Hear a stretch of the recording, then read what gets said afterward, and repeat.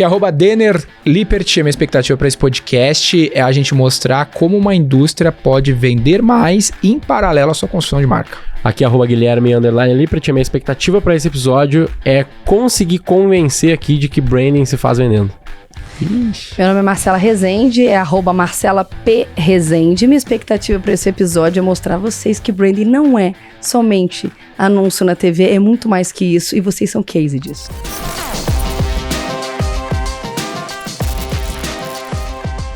Bom, sejam muito bem-vindos a mais um episódio do Roy Hunters. Para a galera que está nos ouvindo, você já ouviu a apresentação da Marcela Rezende. Para vocês que estão aqui no YouTube nos assistindo, a gente tem a belíssima presença da Marcela aqui conosco. Vou deixar ela se apresentar brevemente para a galera do YouTube, acho que é válido, né? É, excelente. Então, por favor, seja muito bem-vinda, né? Obrigada pelo convite. Ou como eu sempre falo, muito obrigado pelo convite. ele fala errado, eu sempre falo errado.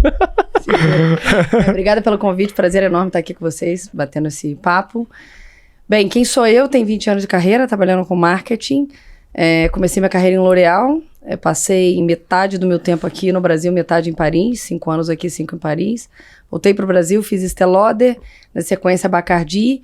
Nesse meio tempo, em Bacardi, eu fiz um pouco no Brasil, México e depois em Nova York. Voltei para o Brasil com a Alpargatas 2019, onde eu comecei a investir em startup, comecei a sentar no board e aí abriu essa frente na minha vida.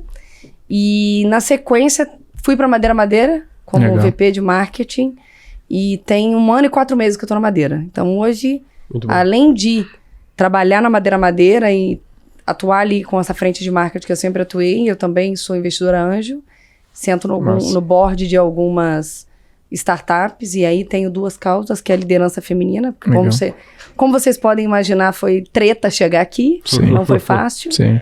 E também a questão da educação, porque eu realmente acredito que o nosso país, ele só vai mudar se a gente começar ali a fazer um trabalho forte de educação de base. Então essa sou eu, mãe do Pedro, casada com o João. E é isso. Muito bom. E Marcela, assim, até pra gente começar e entrar mais diretamente na pauta, a gente... Aquela série Emily Paris, tu deve ter gostado, né? Cara, eu brinco com as pessoas, aquilo foi praticamente a minha vida durante 5 anos. Tudo que aconteceu ali. Só que no final dá tudo certo com ela, né?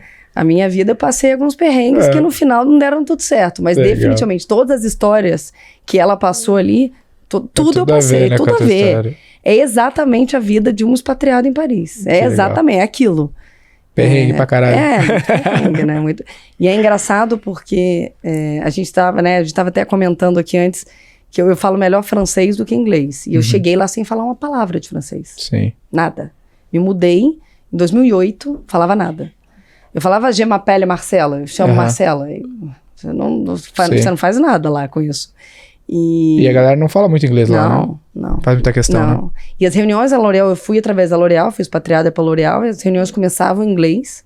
E quando ia se tomar alguma decisão importante, a reunião migrava para francês. E aí tu ficava boiando. E aí você ficava, meu Deus, como é que eu faço agora? Aí eu falei, você ficava tipo eu aqui quando vocês estão falando de Emily Paris porque eu não assisti. A história. Vou resumir pra você. A história de uma americana que é expatriada para Paris. É marqueteira? É para França. Ah, tá, entendi. Ela é marqueteira, ela trabalha numa agência de publicidade. Ah, legal. Boutique, que faz publicidade para marcas de luxo.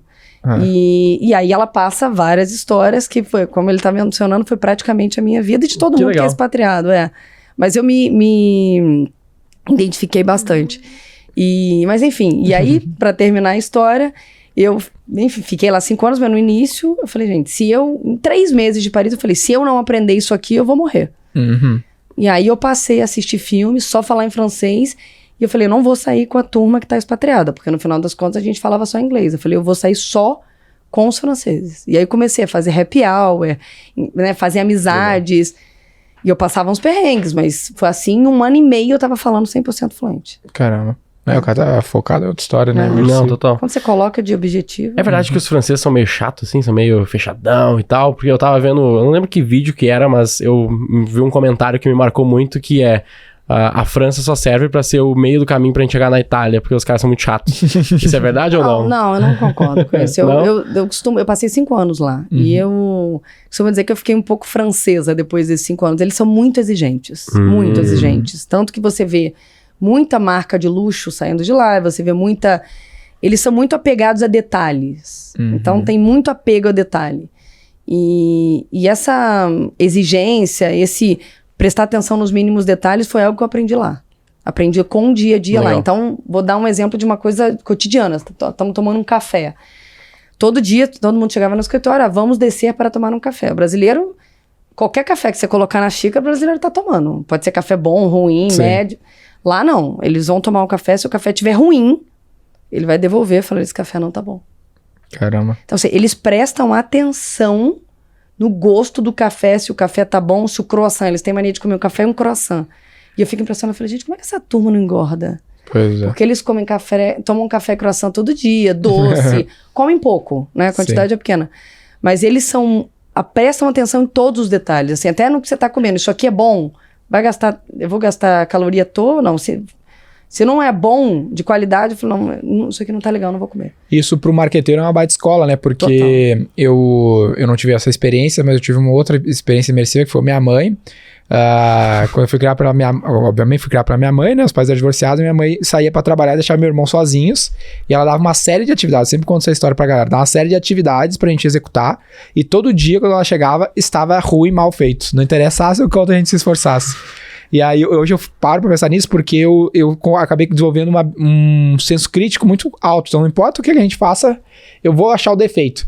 E isso acaba sendo bom pro marqueteiro, né? Porque no fim das contas, a construção de uma marca, a construção de uma boa imagem tá nos detalhes. Passa né? por muito detalhe. Exemplo que eu me apego muito na V4. A gente tem uma paleta de cores, então, por exemplo, não sei se tu notou aqui, a garrafinha, ela é azul e a gente não deixa ela em cima da mesa, porque azul é uma cor contrária à nossa cor, que é vermelho. Então tudo é vermelho e tudo mais. Eu já reparei. Mas ninguém precisa saber que o celular galera, é azul, né? Ele é azul, eu boto a capinha aqui.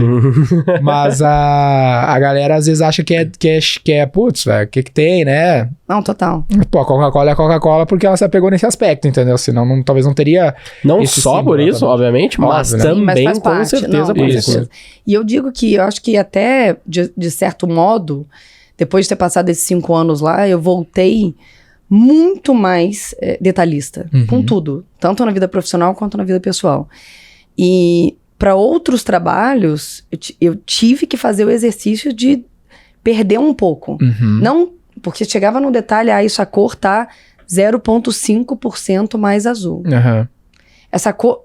Sim, óbvio que, né, a gente precisa prestar atenção no detalhe da cor, para a cor ser a mesma cor, o mesmo Pantone e tudo mais, mas eu acho que chega num determinado momento que aquilo acaba prejudicando a construção de uma marca, ou até, né, o bom andamento das coisas com a equipe, do que fazendo avanço. Então, eu acho que tem que ter um equilíbrio. Legal. Mas da V4, eu sempre percebo, às vezes eu vejo, é engraçado isso que você falou, porque às vezes eu vejo vermelho e preto, eu penso logo em vocês. Legal. Eu acho que realmente vocês fazem um trabalho super bom em relação a isso. Tudo preto e vermelho. Tudo preto e vermelho. A gente até tem duas outras cores que a gente usa de destaque, é o verde e o vermelho, o verde e o amarelo. Casualmente tá popular essas cores aí nesse momento que a gente grava o podcast, mas o amarelo por causa de ouro, né? Como a gente é uma empresa que faz dinheiro pro cliente, teoricamente, e o verde por causa de dinheiro mesmo, né? Mas a gente só usa ela em detalhes, em destaque, ou produtos secundários. E, pô, no fim das contas tá nesse detalhe. Até uma dica prática pra galera, eu bato isso bastante. Uma luta no nosso time, não sei como é que é isso pra ti, pra galera não ser tesqueira, sabe? O cara faz atividade, vira as costas e matei a atividade. Next. Eu sempre falo pra ele usar dialética, né? Pega o que tu vai fazer, faz uma tese, uma antítese e uma síntese. Tá, eu tenho que fazer a pauta pra esse podcast. Então, por que eu não fiz essa pauta? Será que essa é a melhor pauta? Aí tenta bater na tua própria ideia, pensar 10 vezes se ela tá da melhor forma possível pra ela sair uma versão melhor do que só fazer a atividade e virar as costas, sabe? Sim, total. Eu sempre falo isso com a minha equipe, inclusive eu tava conversando com uma menina da minha equipe, a gente recebeu, né, entrando nesse assunto, a gente recebeu um documento de outra equipe sobre Black Friday, né? Aí, obrigada pelo documento, eu falei...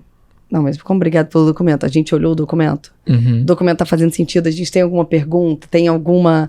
Então, acho que é muito também disso. Muita gente entra no modo automático do dia a dia. Porque recebeu aquilo de outra... Mas lê aquilo realmente faz sentido? Aquilo é aplicável no seu dia a dia? Tem alguma coisa, algum ponto que você quer contrapor? Tem alguma coisa que você não concorda?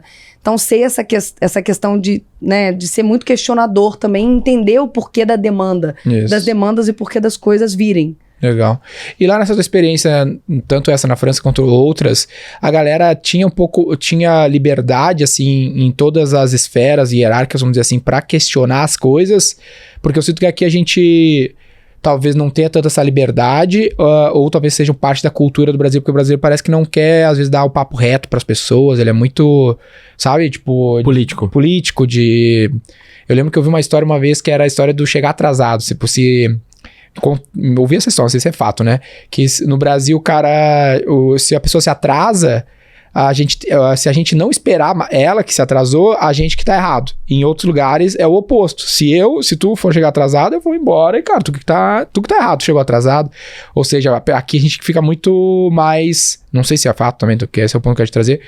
Mais polite, assim, cara, não vou me indispor com a pessoa, ser mais crítico, né? É comum ter os 5 minutos de tolerância na reunião no Brasil, que eu não sei como é que é lá fora. Não tem tolerância. Eu acho que tem uma questão ali do tipo de empresa, quando você tá trabalhando numa multinacional e quando você tá trabalhando numa empresa menor, numa startup, e eu fiz esse movimento, então eu posso falar com propriedade em relação a isso. Na multinacional tem muito mais hierarquia. Tem hierarquia, né? Tem muito mais não. Na multinacional, ela tem hierarquia, cada um é claramente os seus papéis, né? O que está delimitado ali para cada um fazer, e isso é muito claro.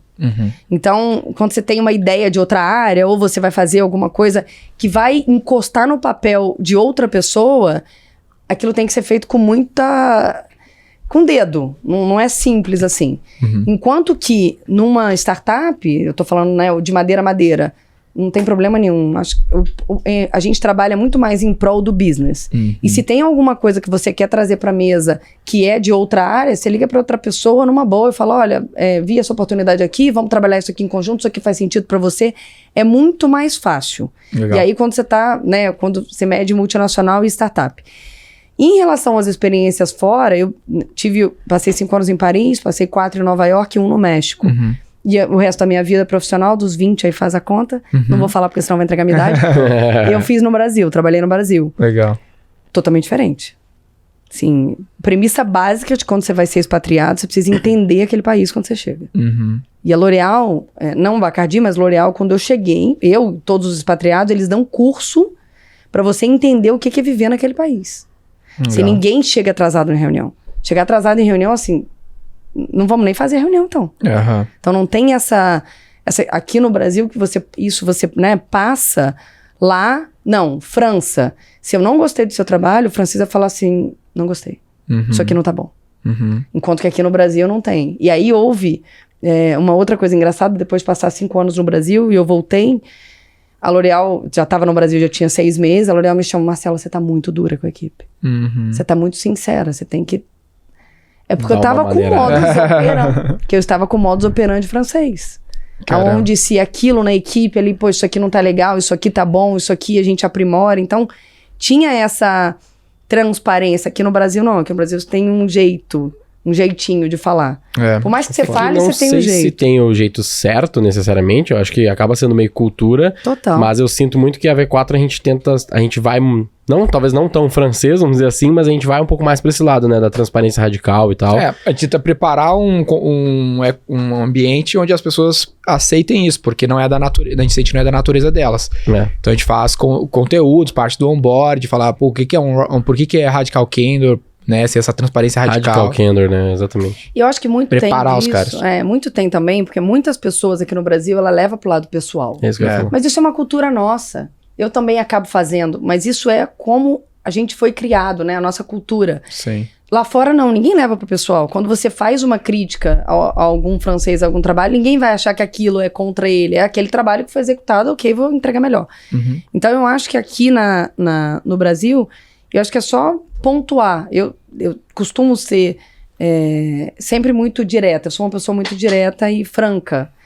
Mas quando eu vejo que eu tô sendo mulher, eu falo, isso aqui não tem nada a ver com você, sobre isso, esse ponto aqui especificamente, mas tem outros pontos A, B, C, D que são bons, que, enfim, foram entregues de maneira positiva, correta. Então, eu acho que é só que, quando você traz uma explicação por trás, eu acho que não tem por que não ser direto, né? E eu acho que ao longo do tempo... total. E eu acho que ao longo do tempo a gente vai ficando cada vez com, tipo assim, menos paciência. Não sei se vocês já notaram isso, porque eu ao longo do tempo aqui na V4, eu fui cada vez me tornando muito mais, tipo, cara, foda-se, tipo, vai lá, é isso aqui, ó, XYZ e deu, pronto, vai, bora, mais um, e sem tanto saco, assim, pra, tipo, ficar nesse, não, peraí, mas vem aqui porque tá muito bom, feedback sanduíche, não sei o quê, puta, é muito, começa a ficar muito chato, eu entendo, né, que meio que a gente precisa ter isso, mas, puta, eu acho que é muito mais ágil quando a gente tem essa liberdade de ser mais direto, sabe?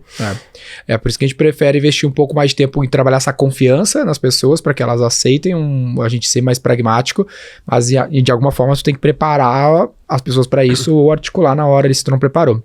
Mas vamos falar da pauta, né? A gente tem uma pergunta, assim, que a gente acredita que vai dar bastante pano pra manga, que é, visto que tu trabalhou ali em várias grandes marcas já, a gente muitas vezes tem essa impressão, e as pessoas normalmente têm essa impressão de que essas grandes marcas, elas já têm tanto a marca como os processos, os canais meio que bem construído, bem controlado, tudo pronto. Não vou dizer que, né, não é pronto, assim, sei lá, ongoing, a gente sabe que todo negócio tem problemas e tal, mas aparenta que tá tudo muito mais top, que é só ajuste fino. Muita gente tá nos ouvindo, tem uma indústria, até um dos clientes mais antigos nossos é uma indústria de cosméticos, a Arvences lá. É verdade. E o cara pensa, pô, pra mim eu não tenho marca, não é assim, então tu chegou lá, tava tudo pronto na L'Oréal e beleza. Qual que é a verdade no Icrua? Como é que é na prática quando tu chega nessas grandes marcas assim? De novo, tem 20 anos atrás, tá? Eu trabalhei na L'Oréal, não existia digital. Então, pensa nesse movimento, aonde, quando eu entrei, sim, alguns canais já estavam desenvolvidos offline, né? Naquela época, de novo, não tinha online, não existia online. Você entrou em 2002 lá? Por aí? Entrei por aí, em 2002. Em 2002, quando eu tinha 2 anos. O Gui nasceu em 99, tu acredita? Vocês estão entregando a minha idade, gente. Não, só entreguei a minha, gente. Eu fui no aniversário de um aninho do Gui nos anos 2000. O cara tinha um óculosinho assim, muito louco. Não, eu sei, lá atrás não tinha isso. Não tinha esse mundo online. E eu só abrir um parênteses aqui, eu sempre digo que o que me trouxe aqui nos últimos 20 anos não vai me levar nos próximos 20 anos. Por isso que eu fiz esse movimento de carreira, esse movimento de vida, e eu tô com essa, né, abrindo outras frentes na minha vida, porque o mundo mudou totalmente. Com a abertura da internet, redes sociais, a maneira de pensar das pessoas, a maneira de consumir é outra. Então, aí, voltando à pergunta, a L'Oréal, quando eu entrei, tinham canais muito bem definidos. Eu trabalhava em Média Excellence, que é uma marca de coloração de cabelo, assim como Elseve, que é uma marca de shampoo, eram as duas marcas que sustentavam a L'Oréal Brasil. Hoje em dia é outro cenário totalmente diferente. A L'Oréal tem 4 divisões, tem divisões de produtos para cabelo profissionais, então que você compra no salão de cabeleireiro, cosmética ativa, que o dermatologista te receita, e tem divisão de luxo. E mass market. São 4 BUs? 4. E cada uma tem vários produtos? Vários. E várias marcas embaixo diferentes, com estruturas totalmente independentes, separadas. A estrutura é por marca ou como é que é? A estrutura é por marca. Por marca. Cada marca tem um dono da marca. Isso. E tem tudo, né? Tem RH, tem algumas, Algumas, né, usam sinergia mesmo, por exemplo, Brasil. Dentro do Brasil tem alguns RHs que são juntos, mas como a empresa é muito grande, a maioria é divisão inteira. A divisão de luxo tem uma estrutura separada para luxo. Estão embaixo do mesmo presidente, mas tem um HR partner, né? E é uma estrutura de RH, de parceiro de RH ali, totalmente... Eu tô... Apartado. O termo em inglês. Quem fala termo em inglês, eu não quero trazer termo em inglês aqui. Algumas vezes pra gente é mais natural, porque como a gente utiliza no dia a dia. Mas a estrutura de RH ali é separada para cada divisão. Não vou dizer cada marca, mas cada divisão. E aí depende, porque você tem um mercado local, onde você, né, cada país do mundo tem uma estrutura. Você tem um regional, que é quem fica entre o global e o mercado local, e você tem o global, que é quem desenvolve o produto do zero. Então, cada pedaço tem estruturas separadas e distintas. No ponto de vista de comunicação, é bem mais separadinho. Então, o global, ele sempre cria o produto e cria o guia de comunicação. Sempre. De todas as marcas? Todas as marcas. Num time só? Num time só. E ele desce para os regionais. Os regionais ao invés de, imagina... né? Se eu tô desenvolvendo um produto para Lancôme, que é uma marca da L'Oréal. Para eu falar com 200 países, não dá. Sim, não tem como. Não tem como a equipe em Paris é uma só desenvolvendo produto falar com 200 países. Então fala com 20 grupos de pessoas que são, um é responsável pela Europa, 5 principais países da Europa, o outro é responsável pela América Latina, outro grupo. E esse grupo é responsável por descer para os países. Então, a comunicação é feita globalmente, e o produto é desenvolvido globalmente, e ele é cascateado para essas equipes. E essas equipes cascateiam para os países. Por que eu tô te perguntando isso? Porque direto, muitas pessoas que estão nos ouvindo e nos vendo, elas têm essa pretensão de lançar diferentes produtos.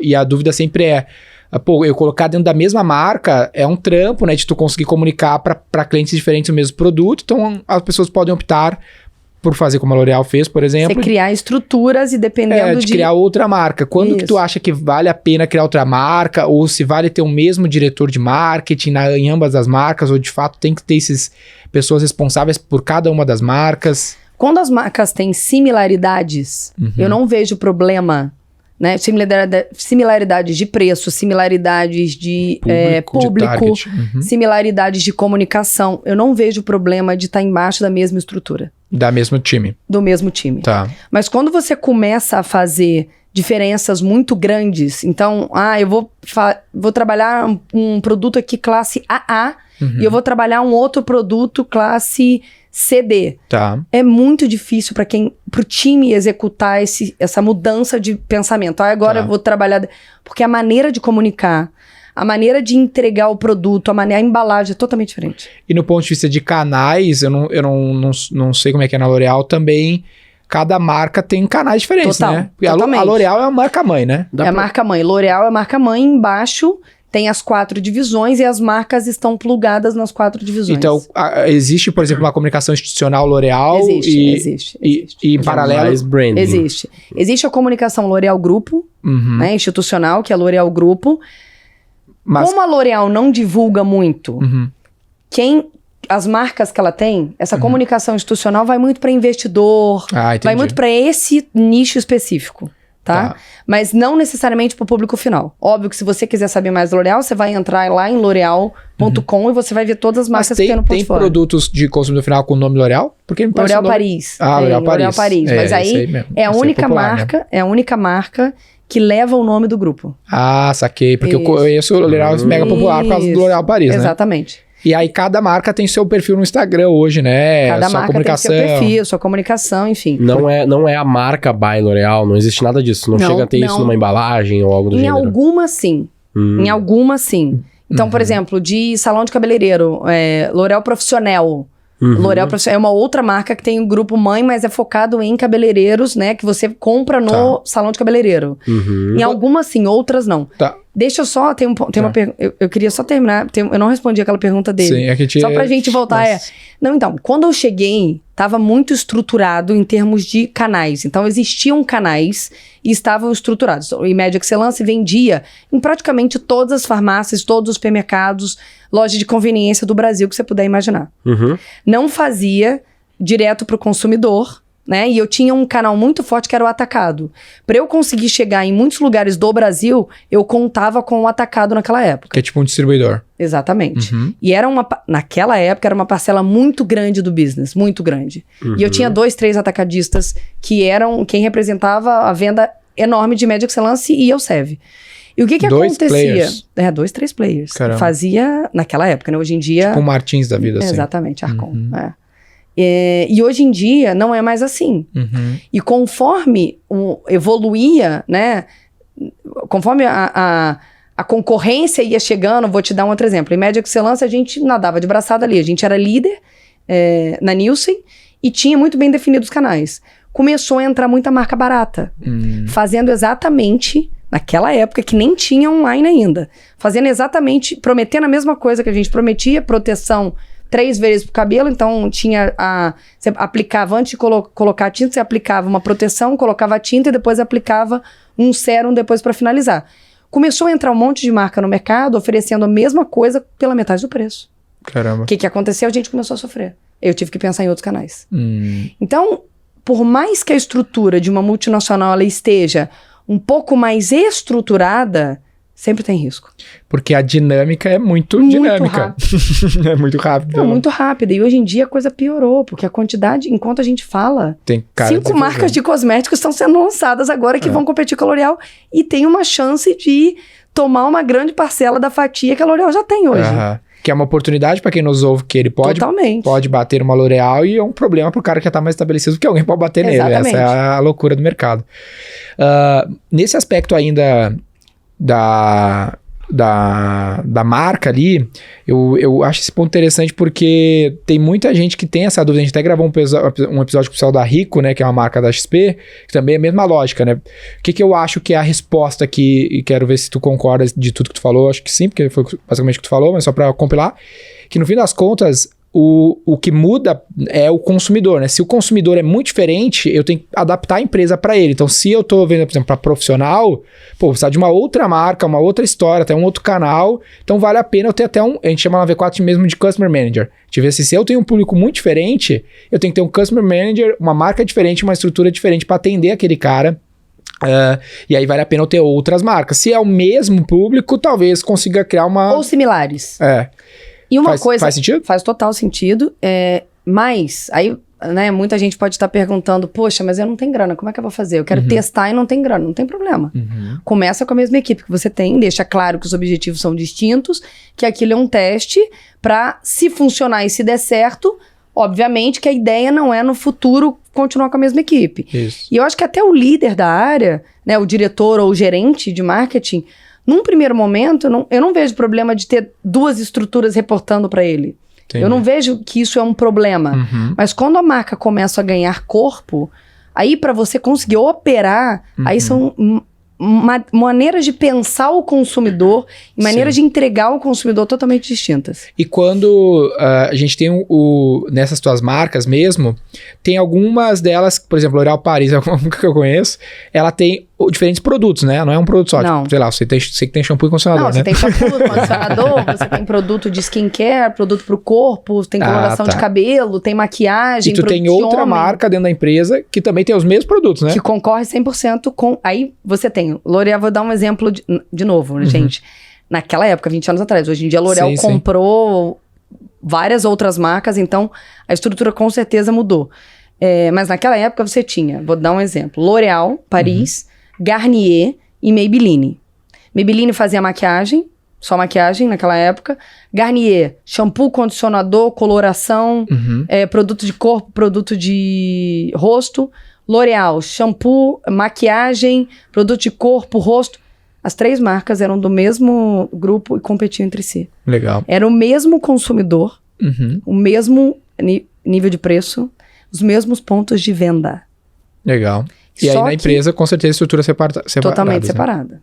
Elas foram compradas ou criadas? Não. Elas foram compradas. Maybelline foi comprado. Garnier eu não me lembro. Sim. E L'Oréal acho que foi criado. Garnier, tanta propaganda que quando fala Garnier, só me vem na mente. Garnier. Fizeram um bom marketing.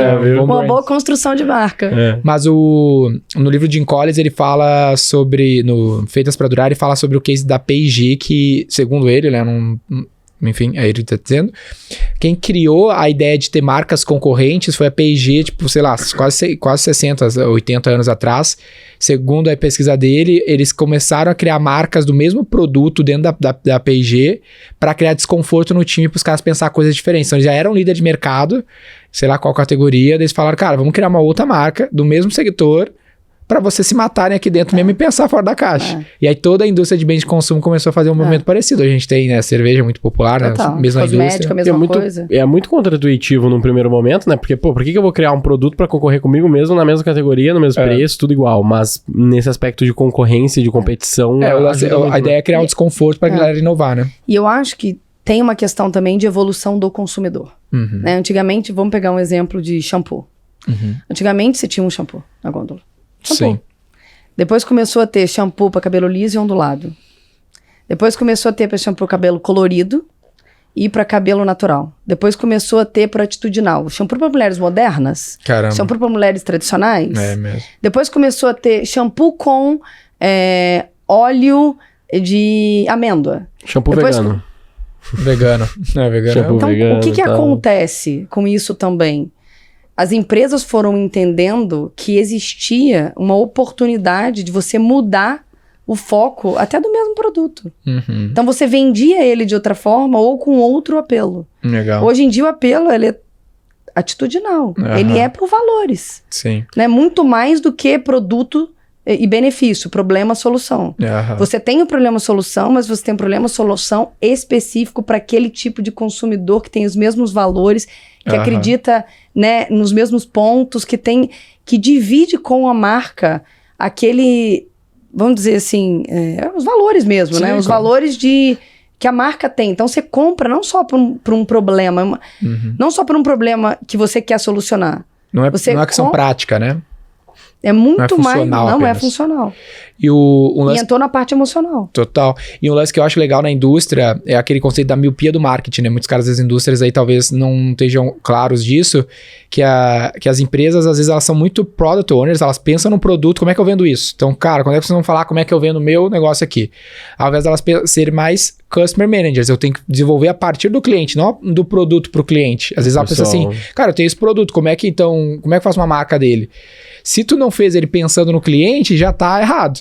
E essas indústrias, imagino que no caso da L'Oréal não era diferente, por exemplo, elas nunca param de investir em P&D, né? Em desenvolver novos produtos a partir do cliente. O exemplo do vegano é um que eles devem ter hoje lá no mix, provavelmente, produtos, porque é um comportamento que tem no mercado, então a gente precisa criar algo para atender esses caras, que a chance de eu conseguir vender mais, se eu criei o negócio certo para o cliente, tende a ser maior, né? Mas isso eu acho que foi um dos grandes aprendizados que as indústrias grandes tiveram que ter.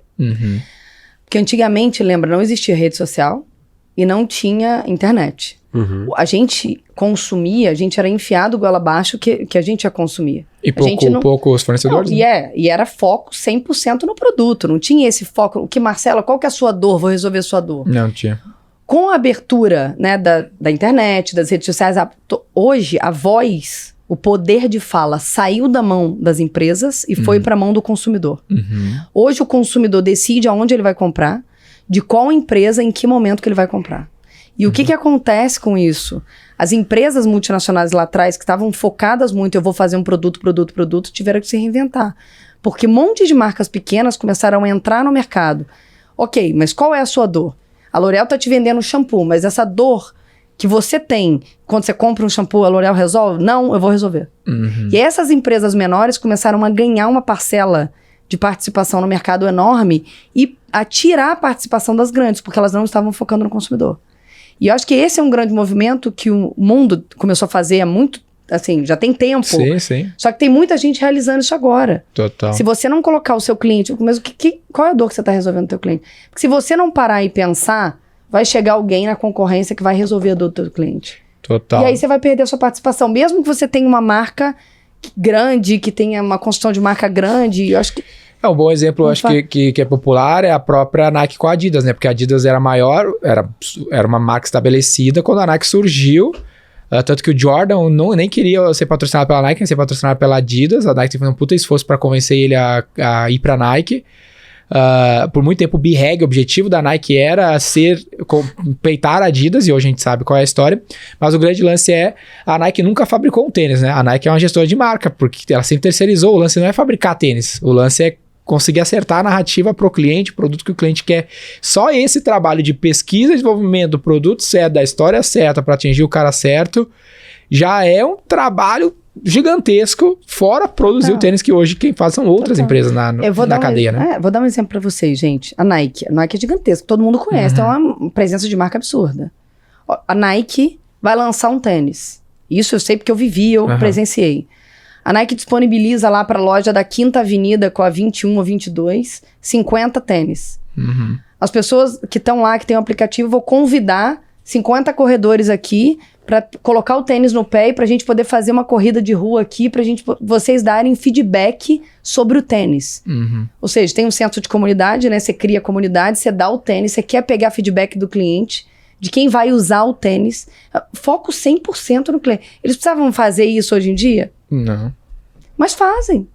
E tem muita... Estou dando um exemplo de mais de 1 milhão de coisas que a Nike faz hoje para olhar e criar esse senso de comunidade, para poder pegar reviews dos clientes, o que eles acham. Outro exemplo disso é a Apple. Deixa os produtos na loja para você, né, navegar no produto. Tem aquela questão de você vem aqui, a gente conserta o teu produto, troca o teu produto. Sim. Foco 100% no Vendedor cliente. sem comissão na loja. É isso. Que é um lance que a galera fica louca quando eu falo sobre isso. Não, foco no cliente. Foco na experiência, na LTV, né, Gui? Total. E mudando um pouquinho assim, falando da parte dessa construção de marca, a gente queria falar sobre aquele negócio, né, de canais e marca, né? O que é mais, meio que é mais importante, o que pesa mais? No fim das contas por exemplo, numa L'Oréal, ela tá tão bem distribuída, ela tem tantos canais de distribuição hoje em dia e na época, que faz com que isso ajude ela a construir uma marca, ou ela foi construindo uma marca e aí foi necessitando de muitos canais de distribuição? O que pesa mais? Claro que os dois são importantes, mas o que tu acredita que vem primeiro aí? Qual é o ovo, a galinha? O que é? Não, essa é boa, Gui. Os dois andam juntos. Uhum. Assim, muita gente me pergunta, Marcela, quando eu devo começar a fazer construção de marca? Eu falo, gente, não tem certo e errado. Mundo ideal é no dia 1. A gente sabe que isso é realidade, não existe. Porque a empresa, quando ela nasce, ela precisa sobreviver. Você tem que testar se o seu produto funciona, se o seu serviço funciona. Então, acho que esse é o primeiro foco. Você entender, eu tenho uma ideia. Deixa eu tentar colocar essa ideia em prática. Isso aqui funciona? Vai ter cliente? Vai ter gente que vai comprar? Testa 1, 2, 3, 4, 5, 10, 50 vezes. Acho que esse é o principal. Da gente ter, né, para quem tá nos ouvindo. Entender o que existe. Entender o que, poxa, vamos construir alguma coisa, vamos construir marca. Vamos parar e entender. E como é que a gente constrói marca? Você constrói marca fazendo de dentro para fora. Como? Quais são os seus valores como companhia? Quais são os seus princípios? O que você tem como princípio desses valores? Qual que é o teu propósito? Você existe para quê? Qual é a dor que você quer resolver? O que você quer fazer para o mundo? Qual que é a sua visão e a sua missão como empresa? Você respondeu esses 5? Okay. Muitas empresas não declaram 5, tá? Tem gente que declara o propósito, declara quais são os princípios, né? Você vê ali da Amazon. Os princípios da Amazon são muito claros. A companhia inteira, ela circula em volta dos princípios. Desde você contratar uma pessoa até você lançar um produto. É 100% focado nos princípios. Construção de marca, ele se dá desta forma. Então, você faz de dentro para fora. Se você definiu ali o que é a tua empresa, o que você quer fazer, qual o seu foco, qual a sua missão, aí você começa a fazer a construção de marca. E a história dos canais, você precisa usar os canais para entender se o seu negócio existe, tem tração ou não. A partir do momento que você entrou nos canais de base, né? Geralmente as pessoas fazem fundo de funil em foco em venda, foco em conversão. Esse é o primeiro passo. E a partir do momento que você viu que tem um negócio, voltou para dentro de casa, identificou isso tudo, colocou no papel, começa a construir o branding, ok. O que é, por exemplo, vou dar um exemplo de V4. O que é a V4 Company? Qual é o objetivo da V4 Company? Gerar valor para os clientes? Esse é o foco da companhia? Como é que a gente vai trabalhar isso? A partir disso, você vai entrando em outros canais, você vai subindo no funil, mas com um objetivo claro, muito definido. A base da construção de marca é frequência. Não adianta você falar uma vez. Você tem que repetir aquela mesma coisa mais de 100, 150, 200, 300 vezes. Garnier. A quantidade... Você é um exemplo disso. Você foi impactado. Porque se eu te falar muitas das vezes... Garnier? Não. Só lembrei agora. Só porque eu realmente lembrei. Muitas das vezes, as empresas até falam, mas de novo você vai falar isso? Sim, até as pessoas conseguirem entender que essa é a mensagem que a gente quer passar. Frequência, tem a questão da comunicação. Você vai estar dando... Que tipo de comunicação você vai estar dando? Você vai trazer uma coisa útil? Você vai trazer algo que o cliente vai fazer alguma coisa com aquela informação que você está dando? Ou não? Porque aquela informação... Não adianta só você divulgar em prol de você. Você tem que estar trazendo aquilo em prol dos seus stakeholders, né? Total. E consistência. Se você não for consistente, se você não tiver frequência, esquece. Não adianta você entrar num canal e sair e falar uma vez. Então, acho que... Consistência, tu diz que seguir uma mesma linha, né? Não ficar falando coisas aleatórias. Exatamente. Por exemplo, da cor que a gente começou a falar no... Exatamente. Tu tá falando muitas vezes com a mesma linguagem, né? Consistentemente. No mesmo canal. No mesmo canal. A mesma coisa. e trazendo uma informação que seja útil. Sim. E não só uma informação que vai ser em prol da tua companhia, mas que vai ter em prol dos teus clientes. Sim. Ou cliente interno, ou cliente... ou os clientes que estão, no seu caso, ou os clientes que estão comprando das marcas que você oferece, ou os clientes que você está fazendo o crescimento ali, os Sim. anúncios. Então, isso precisa andar em conjunto. Os dois precisam andar em conjunto. Mas tem etapas para você começar a fazer um ou outro. Sim. Então, quando as pessoas... Então, eu sempre falo, gente, tem um negócio, testa, tem um MVP, o negócio funciona na base de funil, conversa internamente com os seus sócios, né, com os seus... A sua equipe, seus clientes, com a sua equipe de liderança, constrói isso e aí volta para continuar nessa construção e subir no funil. Abrindo mais canais, abrindo outras frentes, mas aí você já tem claramente a mensagem que você vai passar. Você sabe o que você quer falar e você sabe que o cliente quer... Que o cliente quer, não. Você sabe que o cliente vai absorver aquilo como mensagem. E outro ponto interessante de construção de marca que ninguém considera, isso é cíclico, no sentido de... Quando eu definir qual é o propósito, missão, valores, e eu vou começar a subir no funil e falar, eu preciso checar se o meu cliente está entendendo o que eu estou querendo dizer. Ah, sim. Porque se o seu cliente não está entendendo o que eu estou querendo dizer, eu preciso ajustar. Eu preciso fazer um ajuste na comunicação. Significa que ele não entendeu a mensagem que eu estou querendo passar e eu preciso ajustar e é uma coisa constante. Interessante. Quando o mundo vai evoluindo, as coisas vão evoluindo, vão entrando mais pessoas no mercado e você não sabe se aquele teu cliente está absorvendo a tua mensagem, você precisa sempre estar fazendo... Eu chamo de reality check. É check da realidade. Total. Aquilo que você está dizendo é aquilo que os clientes estão entendendo? Legal. Sim, beleza. Não, tem problema. Para e refaz. Se o mundo não te entendeu, você não se fez entender. É isso. Esse reality check, essa checagem da realidade pra galera, é basicamente pesquisa, conversa, trocar ideia com o cliente... E não precisa ser pesquisa. Pega a sua equipe e liga pra Não, eu digo que quando eu chamo de pesquisa não é nem contratar uma empresa de pesquisa, é mais tipo conversar mesmo. Vai lá e fala com o desk research. Até com os seus próprios, não os clientes, né? No caso ali da V4, fala com as empresas que vocês estão fazendo advertising, né? E até mesmo pros clientes que estão comprando. Cliente final. Eu tenho uma visão assim, só rapidinho, que a gente muitas vezes, falando de construção de marca especificamente, a gente sempre foi muito da opinião na V4 de que de forma bem resumida, né, que marca se constrói vendendo. É tipo, foca em vender que ao longo do tempo, quanto mais tu acaba vendendo, quanto mais tu constrói base, quanto mais tu constrói clientes ali e quanto mais tu vende, no fim, maior a tua marca é. A gente, na V4 como um todo, a gente sempre focou muito em vender, mas a gente também tem ali um olhar para a marca. O próprio Denner sempre teve muito essa visão das cores, da estrutura, da história, de ter um storytelling bem feitinho mesmo, uma boa história contada para os clientes e não inventada, uma história real, mas que faça sentido e que seja interessante. Então, não dá para dizer que a V4 não fez branding, né? Não dá para dizer que a gente não se preocupou com marca, porque com certeza a gente se preocupou com marca. Mas a gente acredita, e eu acredito muito fortemente nisso, de que a principal ferramenta de construção de marca é ter vendido pra caralho. Porque, pô, a V4 super legal, a história do Denner é legal, não sei o quê, do Gui, da galera e tal, mas se a gente não tivesse 10 mil clientes que passaram pela gente aqui em 10 mil anos, não, né? Um cliente por ano. Mas em 10 anos, 10 mil clientes, putz, não seria essa marca. Porque ela é muito grande também por conta disso, né? Complementar aqui, porque qual que é o problema com o lance do branding, Marcela? No nosso ponto de vista, o branding é muito fácil de te perder. Isso é até um lance interessante pro ouvinte pensar. Porque te trazer umas ideias assim pra te trazer teu ponto de vista pra nós.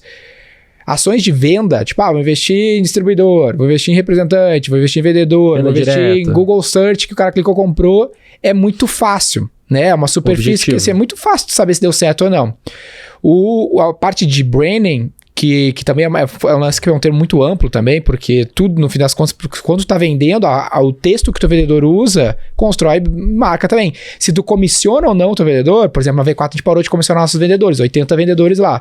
A galera acha ninguém faz isso no nosso setor por causa da construção da marca. Então eu tô vendendo e construindo marca. Quer dizer, não é nem por causa da construção da marca, mas tipo assim, isso constrói marca, né? Então, mas não foi com essa intenção de construir uma marca. O brand que me incomoda não eu acho que a gente constrói marca, que construir marca é importante. O brand que me incomoda é o brand do tipo assim, o cara achar que vai fazer uma campanha na TV simplesmente.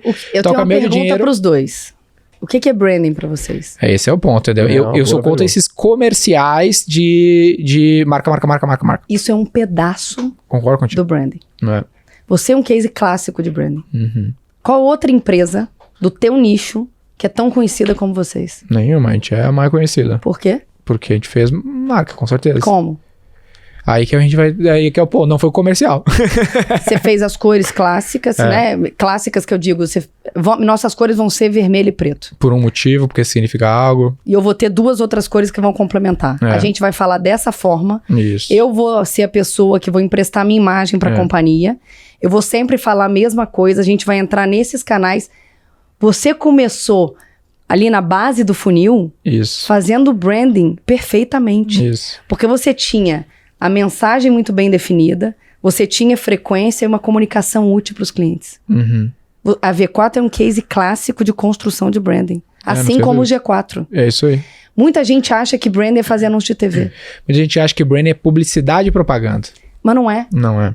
Exatamente. Não é só isso. Uhum. Branding ele começa dentro de casa. Isso. Quando você começa a trazer ali consistência, frequência, quando você sabe o que você está falando, você sabe onde você vai atingir. Total. Vai chegar no momento da V4 que você vai falar, putz, eu preciso fazer anúncio de televisão. Aham. A gente tá negociando patrocinar a camiseta do time de futebol.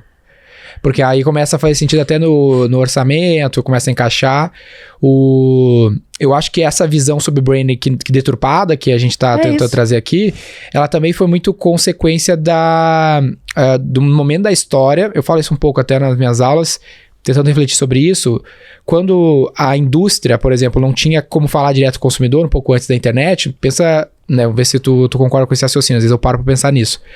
Indústria, eu sou a L'Oréal, a Coca-Cola em 2000, como é que eu falo com o cliente? Eu não consigo falar com o cliente, porque eu, na real, falo com o distribuidor, que fala com o varejista, que fala com o cliente. Então, a única forma de eu fazer sell-out é fazer L'Oréal, lembra de mim na loja, cara. Hoje é diferente, eu consigo ir direto ao cara, comunicar com ele, vender diretamente pra ele. Criar um relacionamento com esse cara por CRM. Excelente, pra poder alterar, né, o resultado de sell-out, né? É exatamente isso. E tem muita gente que começou, né, concorrente de vocês. Sim. Começaram ali no fundo de funil, né, ninguém conhece. É. Não tem uma construção de branding coesa, não tem evolução. E mesmo fazendo somente a parte de performance, não conseguiu evoluir, porque a parte de branding não foi bem feita. Uhum. Performance e branding, elas precisam andar em conjunto. Uhum. Sempre. Porque no final das contas, o seu time, né, tá impulsionando uma peça que o time de branding construiu. Sim. E se o time de branding não fizer um trabalho de consistência, aí a frequência fica um pouco mais na mão de vocês, mas os dois trabalham em conjuntos. E não fizer um trabalho de passar uma informação, uma comunicação útil para o cliente, Isso. esquece. Então, o ponto aqui branding não é publicidade e propaganda, não é fazer o meu logo aparecer trocentas vezes na TV. Não, branding é construção de marca, ela começa dentro de casa. Isso. Ela Como o cara fala, que roupa ele usa. Mas antes disso, Uhum. eu existo como empresa para quê? Total, legal. Quais são os meus valores? Isso é uma coisa assim que você tem que sentar e ficar, cara, dias, meses pensando. E pra sempre você vai ter que ficar revendo, né? A gente tem isso há muito tempo na V4, de fato, mas recentemente, faz uns 3 meses, a gente fez um off-site com os sócios, então levou a galera para um ambiente externo para rediscutir isso. Qual que é o nosso BREG? O que a gente quer ser? Para que a gente tá aqui? E aí a gente deu uma afinada nisso. Agora a V4 é um restaurante. Não, o ponto é, quanto mais vocês escalam, mais gente, a empresa tem que contar com mais pessoas. Uhum. Como é que você tem certeza que todo mundo, em todos os níveis hierárquicos, em todas as frentes, estão tomando as melhores decisões e as decisões coerentes com aquilo que a empresa acredita? Uhum.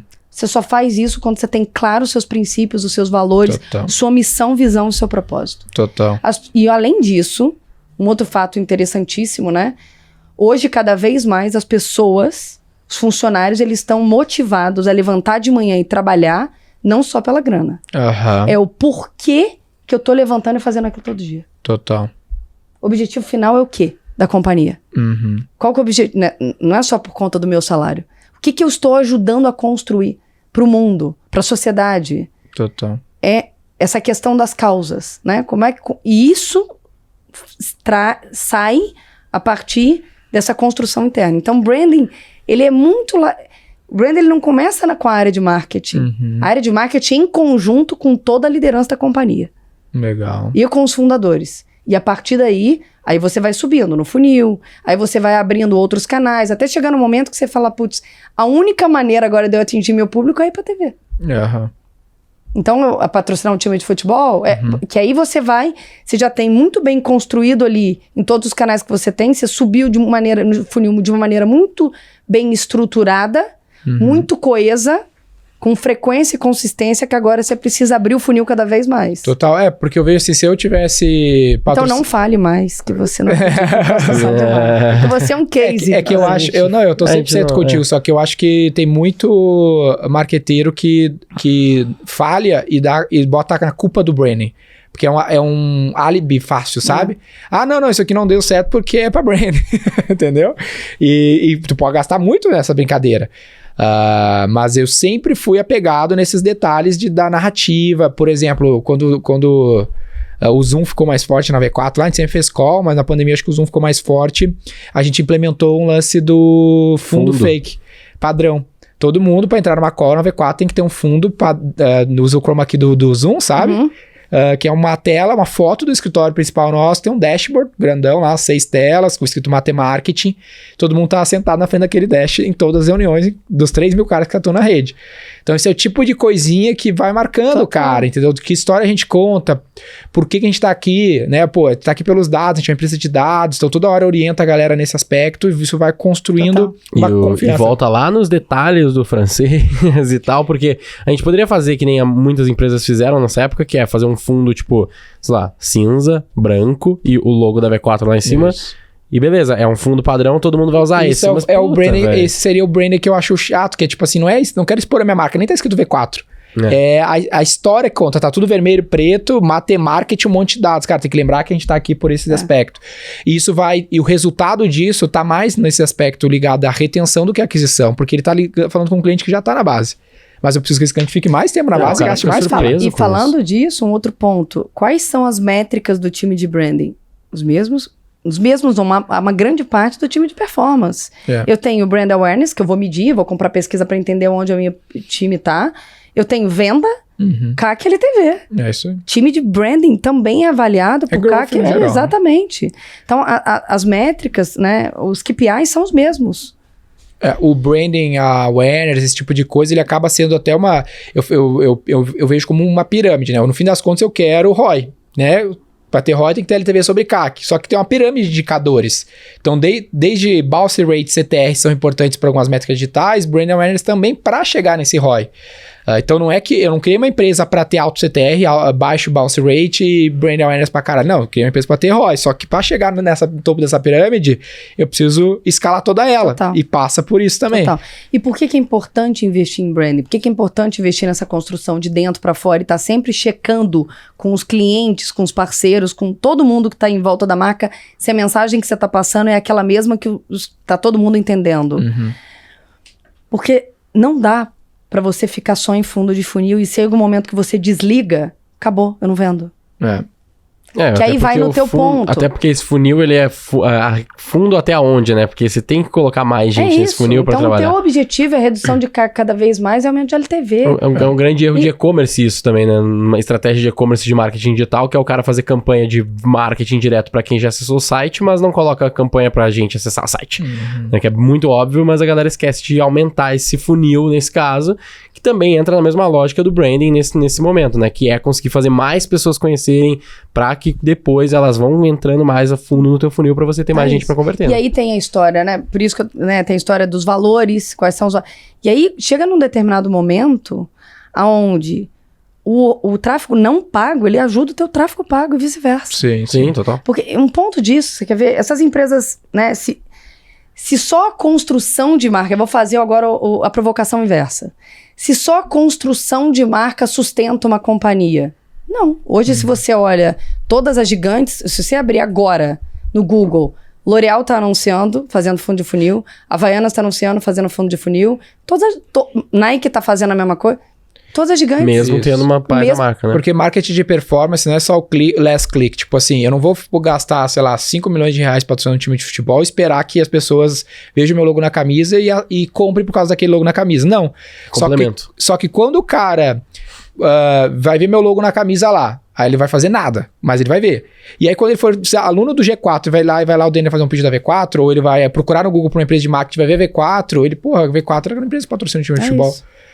Se eu não tivesse aparecido para ele antes, óbvio, com a melhor imagem, no melhor inserção possível, o meu custo por aquisição de Google teria sido maior. Então, esse equilíbrio das coisas é importante. Um exemplo que a gente fez, o livro. Quando eu publiquei o livro, 100% do royalty que eu ganho do livro, eu reinvisto em vender o livro. O livro me traz vendas diretamente? Nunca. Mas o quanto isso influencia o cara olhar, pô, o cara escreveu um livro. Ser um best-seller e tal. Não, e o cara, na hora de procurar uma empresa de marketing, falar, pô, tem essas trocentas aqui aleatórias que não fazem o próprio marketing, e tem a V4 que, pô, eu li o livro do cara, o cara é best-seller, o cara fala, o cara tá no Roy Hunters. Patrocina um time lá. E aí as pessoas, né, a gente é o maior investidor de mídia no Google, no nosso setor, por exemplo. Ninguém investe mais do que a gente na própria marca. A gente tá batendo de frente, competindo com um grande cliente nosso, entre quem investe mais. Não, e aí as pessoas em casa devem estar, né, se perguntando, mas em que momento fazer tudo isso? Tem que fazer as coisas começando de baixo para cima no funil, fazendo com responsabilidade e testando. E não tem bala de prata. Não é assim, não, para você chegar na história do patrocínio, teve livro, tiveram várias coisas e várias etapas, e tem muita coisa, com certeza você testou e não funcionou. Sim. Você investiu e teve que voltar para trás e falou, não, isso aqui não é o caminho, a gente não vai fazer isso.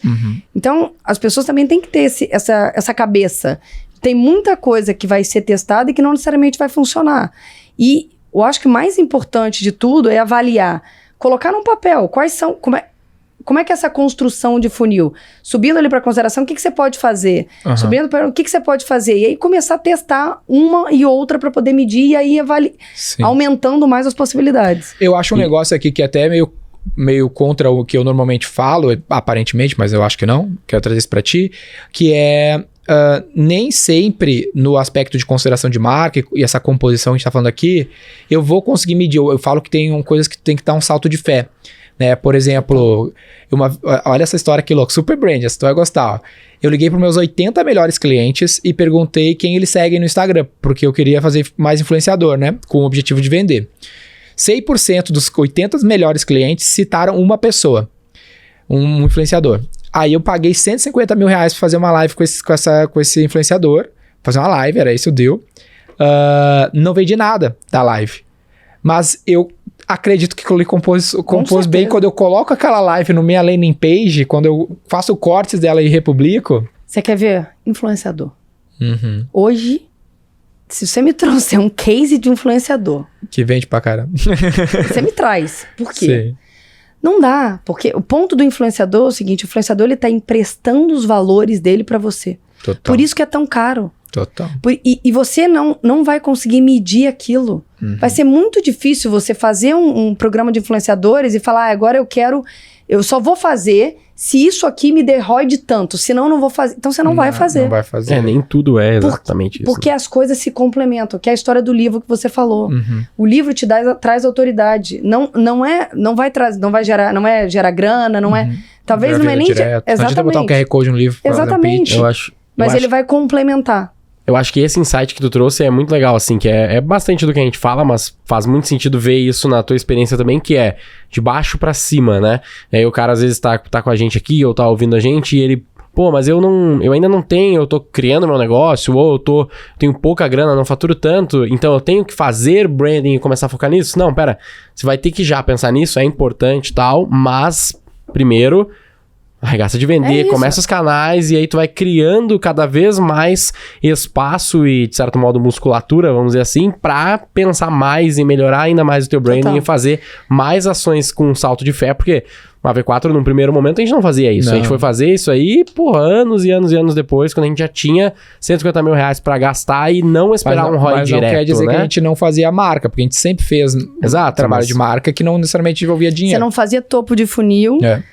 investir em anúncios de TV, o que a maioria das pessoas acha que branding é, mas você fazia outras coisas de base. E tem muita gente, muito empreendedor, que fala, não, eu vou começar a operar fazendo meu branding primeiro. Eu quero entender o porquê eu existo. Eu tenho uma ideia, mas eu quero entender o que eu vou impactar na sociedade, como eu vou fazer, quais vão ser minhas cores. Tem gente que faz o inverso, é a minoria. Porque muitas das vezes a pessoa, né, precisa testar, e o que eu acredito também. Isso é legal. Se eu tivesse que começar uma empresa hoje do zero, eu ia primeiro testar pra ver se o negócio tem tração. Se vende. Vai que tu constrói um negócio que tu não... Porque eu vou gastar meu tempo, minha energia em uma coisa que no final das contas não vai ser necessariamente aquilo que o consumidor quer. Então, mas tem muita gente que começa fazendo do zero.